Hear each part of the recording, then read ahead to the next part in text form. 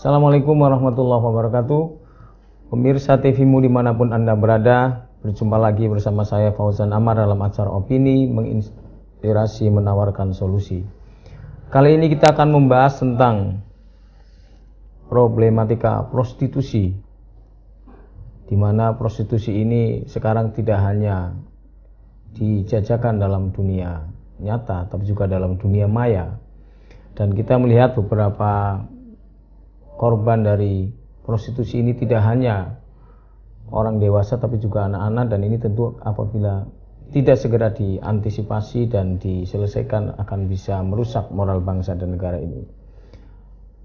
Yang terbaru adalah setelah fenomena kecelakaan Toyota Fortuner yang menewaskan korban itu, pemerintah DKI Jakarta itu berencana untuk melakukan relokasi atau bahkan menghilangkan prostitusi yang ada di Kalijodo. Nah, untuk membahas masalah ini kita akan mendiskusikannya bersama Dr. Abdul Mukti, Sekretaris Umum PP Muhammadiyah.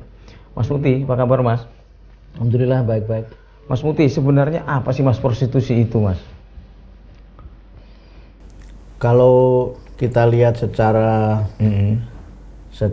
leksikon atau dalam pengertian kamus, prostitusi itu memang lebih mengarah kepada transaksi seksual yang dilakukan oleh ya mereka-mereka yang memang berusaha untuk menjadikan prostitusi itu sebagai bagian dari bisnis dan peruntungan. Tapi istilah ini kan kemudian hanya berkaitan dengan dimensi ekonominya. Yang kalau kita tarik dari sudut pandang agama, prostitusi ini kan sebenarnya merupakan pelembagaan dari perzinahan. Dalam agama istilah yang disebutkan itu adalah perzinahan, di mana manusia melakukan hubungan seksual tanpa ikatan perkawinan. Nah, dalam hubungannya dengan budaya kita dan dalam pengertian leksikon tadi itu, prostitusi seringkali juga disebut sebagai pelacuran. Yang kalau kita lihat dalam pengertiannya, dia memang memiliki sifat-sifat yang berkaitan dengan pelanggaran terhadap norma dan moral serta ajaran agama. Istilah pelacuran itu kan berasal dari kata lacur ya, yang dalam bahasa Indonesia itu artinya adalah malang gitu. Malang, kemudian menjual diri, dan kemudian pelacuran itu hal-hal yang berhubungan dengan kemalangan, dengan kesialan dan upaya untuk menjual diri itu. Yang dalam pengertian yang lain, pelacur sering juga dikaitkan dengan wanita tunasusila dulu ya. Ya, dan ini dalam perkembangannya memang istilah ini terus-menerus berubah. Nah, mengapa ini terus-menerus berubah? Karena memang prostitusi ini dari waktu ke waktu semakin masif. Tadi Mas Fauzan menyebutkan kalau dulu pelakunya itu orang dewasa, sekarang pelakunya orang muda gitu.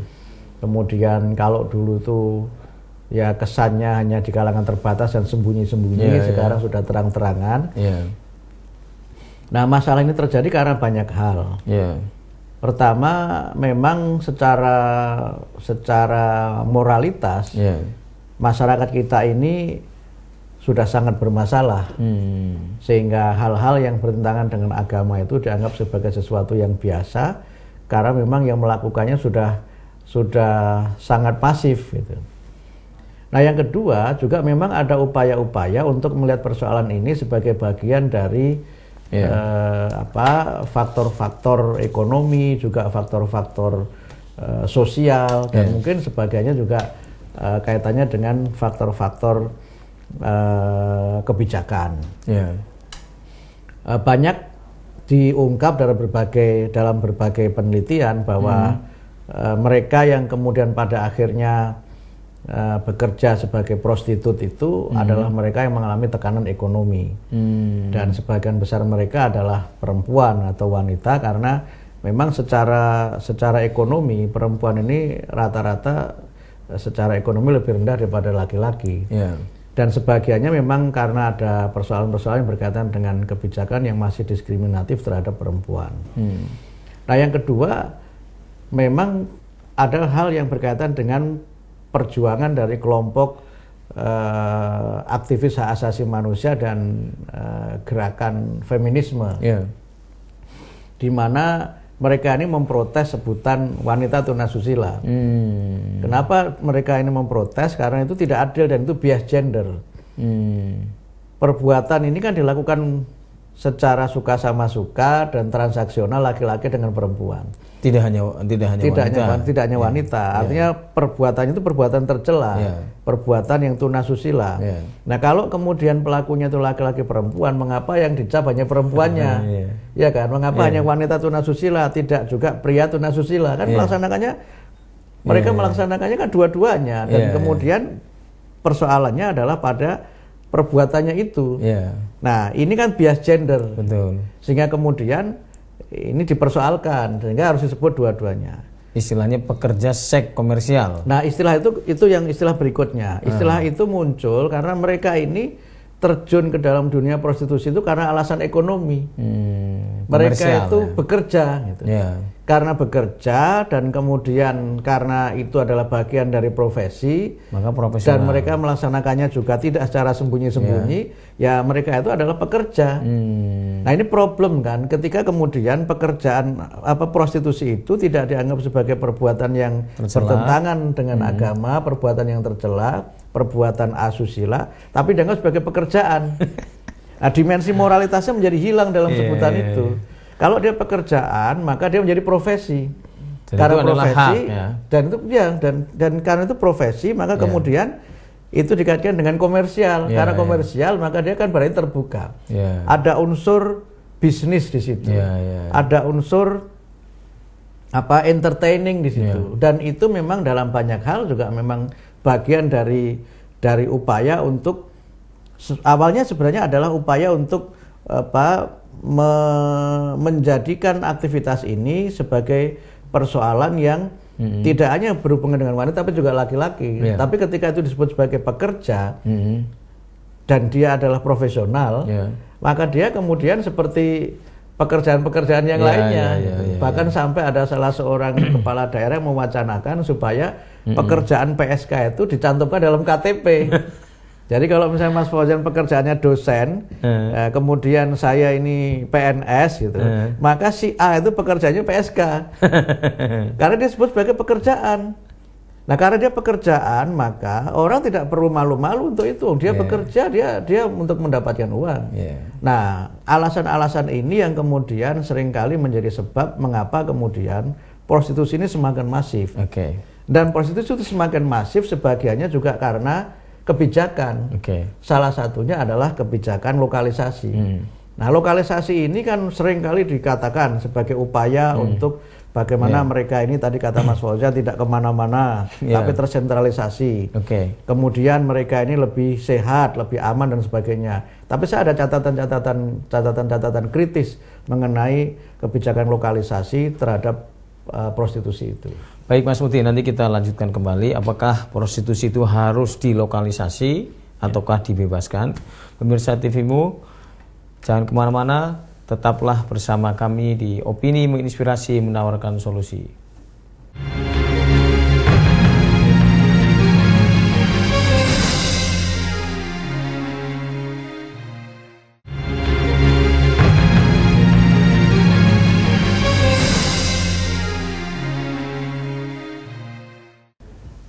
Pemirsa TVMU dimanapun Anda berada, kita lanjutkan kembali acara Opini Menginspirasi Menawarkan Solusi dengan tema masalah prostitusi ini. Mas Muti, jadi terus yang ideal untuk menyelesaikan masalah prostitusi ini, kalau tadi Mas Muti sudah membahas tentang bagaimana penyebab daripada maraknya prostitusi, apakah harus dilokalisasi ataukah dibebaskan itu, Mas? Lokalisasi itu memang seringkali menjadi argumen bagi para pengambil kebijakan untuk mengurangi atau menghapuskan prostitusi. Alasannya ya supaya mudah pembinaan. Mudah dilakukan pembinaan, dilakukan pembinaan iman, diberikan keterampilan, gitu. Pengawasan. Ya. Tetapi yang sering terjadi sekarang ini kan, meskipun dilakukan pembinaan iman di lokalisasi itu, penghuninya tidak semakin berkurang. Warga di lokalisasi itu terus bertambah dan yang di situ tidak kemudian bertobat. Sehingga upaya pembinaan ini dalam catatan saya juga gagal. Yang kedua, sering dikatakan bahwa mereka itu bekerja sebagai pelacur itu karena tidak punya keterampilan. Di lokalisasi diberikan keterampilan, sudah diberikan keterampilan, tapi tidak mau juga bekerja sesuai dengan keterampilan yang diberikan itu. Ini kan masalah juga. Betul. Yang ketiga itu supaya mereka tidak menyebarkan penyakit menular ya, terutama penyakit berbahaya misalnya HIV dan sebagainya. Kemudian mereka diberikanlah pelayanan kesehatan. Pelayanan kesehatan cuma-cuma. Nah, pelayanan kesehatan cuma-cuma diberikan lokalisasi membuat mereka semakin nyaman di situ dan semakin aman. Sakit ada yang ngobatin. Ada yang ngobatin, tidak perlu bayar gitu kan. Dan akhirnya malah mereka semakin nyaman di situ. Dimanjakan ya. Dan ini kan kemudian tidak menjadi solusi. Yang ketiga, mereka aman. Kenapa aman? Karena sudah dilokalisasi itu dianggap kemudian menjadi sah, sehingga lokalisasi itu menjadi salah satu pintu legalisasi prostitusi. Dia merasa kalau sudah situ sudah sah, tidak melanggar hukum, tidak melanggar norma, dan kemudian di situ ada kapitalisasi. Kapitalisasinya adalah di situ kemudian dibuka rumah-rumah persewaan, yang di situ pula ada aspek ekonomi. Dari sisi yang lain mungkin di situ dapat pendapatan dari parkir dan sebagainya. Jadi ada kapitalisasi di situ. Dan kemudian setelah dilokalisasi, yang di luar juga masih ada kan? Itu artinya apa? Tidak selesai juga dengan dilokalisasi itu. Yang di luar juga makin banyak, yang di warung remah-remah juga makin banyak. Nah, oleh karena itu maka masalah penyebab prostitusi ini harus kita lihat dalam sudut pandang yang lainnya. Misalnya yang berkaitan dengan sebutlah misalnya pergeseran pandangan manusia mengenai relasi seksual. Pergeseran pandangan itu memang sekarang ini mulai terjadi. Misalnya kalau zaman dulu dan masyarakat tradisional masih memahami bahwa hubungan seksual itu sebagai bagian dari proses reproduksi. Sehingga karena itu maka hubungan seksual itu harus diikat oleh perkawinan. Seiring dengan pergeseran pandangan hidup itu, sekarang ini relasi seksual itu menjadi bagian dari rekreasi, hiburan, bukan bagian dari reproduksi gitu. Karena bagian dari rekreasi, maka kemudian ya sebagaimana orang rekreasi, orang kemudian ingin punya petualangan, punya pengalaman dan sebagainya. Nah, ini terjadi sebagian karena memang peningkatan ekonomi, tapi juga memang sebagian karena memang secara moralitas masyarakat kita sudah sangat longgar, sehingga norma-norma agama itu mulai tidak menjadi pertimbangan dalam mereka melakukan langkah-langkah dan perbuatan, dan tidak merasa malu ketika melanggar norma dan aturan itu. Nah, persoalan ini yang kemudian persoalan pergeseran orientasi mengenai relasi seksual itu yang kemudian melahirkan misalnya fenomena LGBTI itu. Dia ingin berpetualang, cari pengalaman dan sebagainya. Turunannya banyak ternyata ya. Dan karena itu merupakan bagian dari rekreasi itu, akhirnya apa? Mohon maaf, sebagiannya kemudian menjadi bagian dari komoditi. Kalau dulu mereka itu di warung remang-remang sembunyi-sembunyi, sekarang di hotel berbintang. Kalau dulu menawarkannya berdiri di pinggir jalan gitu, sekarang menawarkannya lewat online gitu kan. Kalau dulu kelasnya itu masyarakat miskin, sekarang sudah kelas atas dan kemudian mereka memang menawarkan dirinya lewat cara-cara yang sangat modern itu. Dan ini kan problem yang berkaitan dengan tadi pergeseran pandangan hidup. Nah, yang ketiga yang saya kira menjadi masalah juga adalah kadang-kadang sebagian keluarga yang ada masalah keluarga, broken home itu, ada yang memilih begini, misalnya lebih baik istri saya sama orang lain daripada sama pelacur daripada sama orang lain. Atau sebaliknya, si istri bilang lebih baik suami saya ke pelacur daripada poligami misalnya. Nah, ini kan menjadi persoalan juga. Jadi persoalan problem dalam keluarga ini yang menimbulkan persoalan, di mana kemudian di kita ini angka perceraian kan sangat tinggi.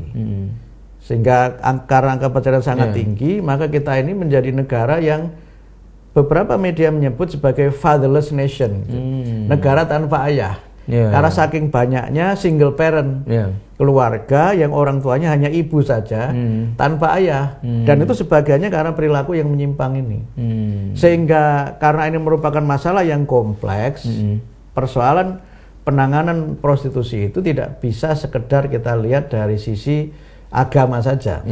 Agama tentu penting gitu, tetapi sisi-sisi sosial, sisi-sisi yang berhubungan dengan ekonomi ini juga harus menjadi bagian dari perhatian para pengambil kebijakan. Kalau di sisi kebudayaan ada nggak Mas?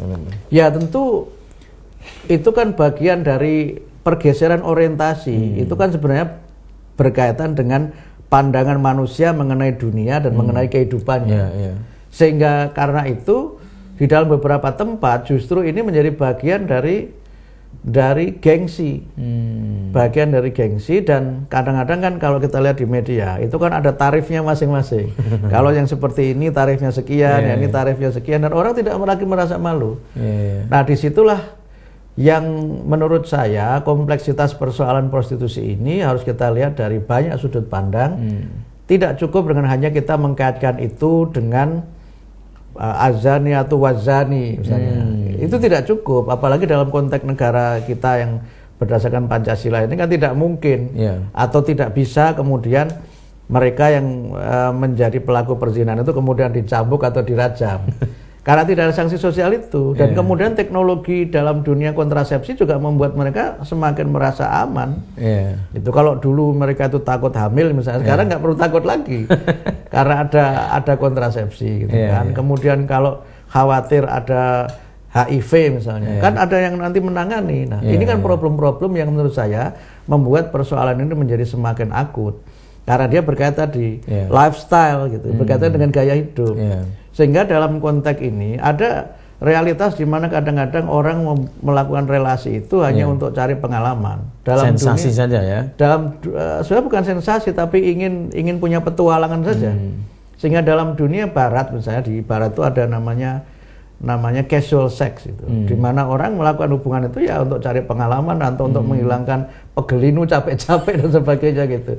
Body saja tapi dia ingin pengalaman. Nah, ini yang kemudian menimbulkan persoalan di mana prostitusi itu, para pelacur itu sekarang tampil lebih keren, gitu kan, daripada kerja susah-susah, kerja begitu saja pendapatannya banyak. Toh ini juga profesi.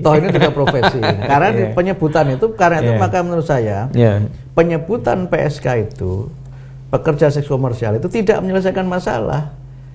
Memang mereka kemudian justru semakin merasa bahwa ini pekerjaan dan ini profesi, dan karena itu profesi mereka tidak perlu merasa malu, bahkan kemudian memang mengembangkan dirinya supaya profesional gitu. Baik Mas Mukti, nanti kita lanjutkan lagi. Pemirsa TVmu dimanapun Anda berada, jangan kemana-mana. Kita akan lanjutkan lagi acara Opini Menginspirasi, menawarkan solusi setelah tayangan yang berikut ini. Tetaplah bersama kami.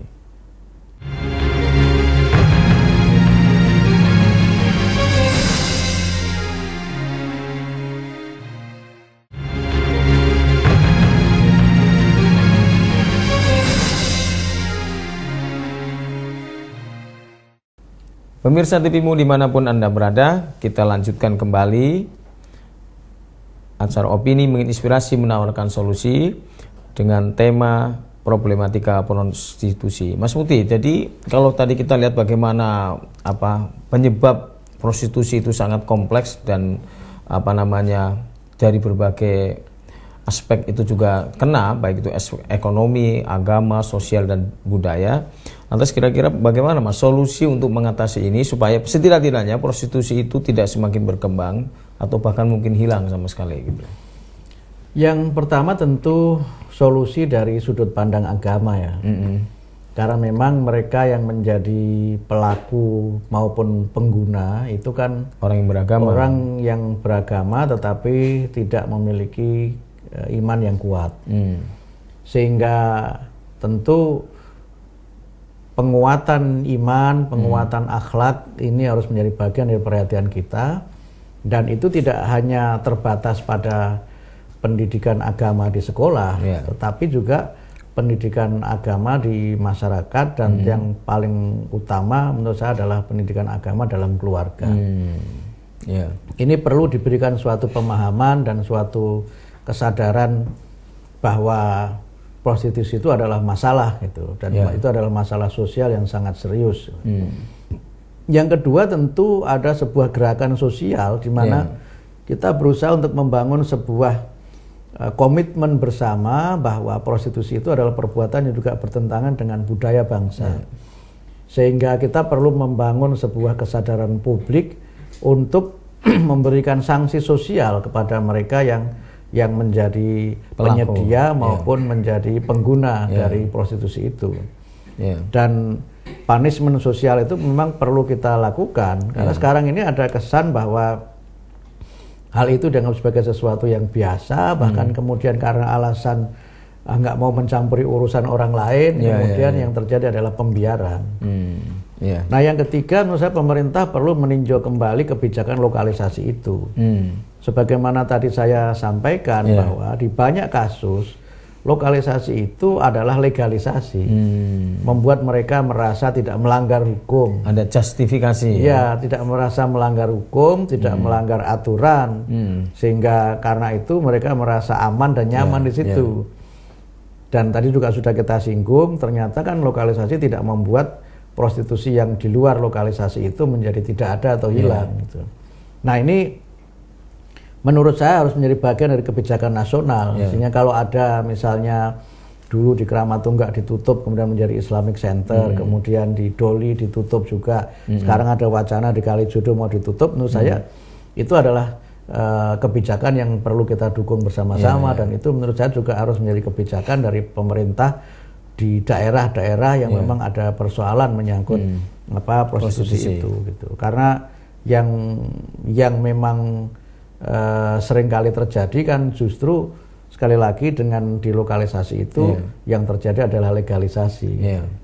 Nah, yang keempat menurut saya memang harus ada upaya-upaya untuk bagaimana pengaruh dari perilaku yang menyimpang itu dapat diminimalkan lewat regulasi-regulasi. Sebagian kan mereka itu anak-anak muda terutama itu kan menjadi pengguna jasa prostitusi itu karena pengaruh media.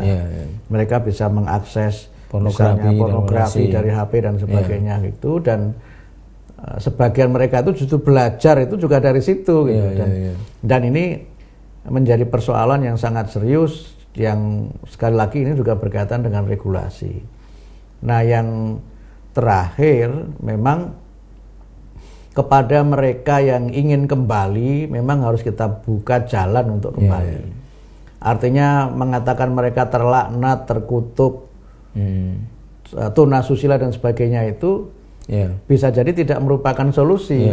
Kalau itu hanya sekedar sebutan-sebutan, predikat ya, karena justru kadang-kadang dalam teori psikologi itu kalau orang disebut dengan label tertentu, dia justru ingin membuktikan dirinya sesuai dengan label itu.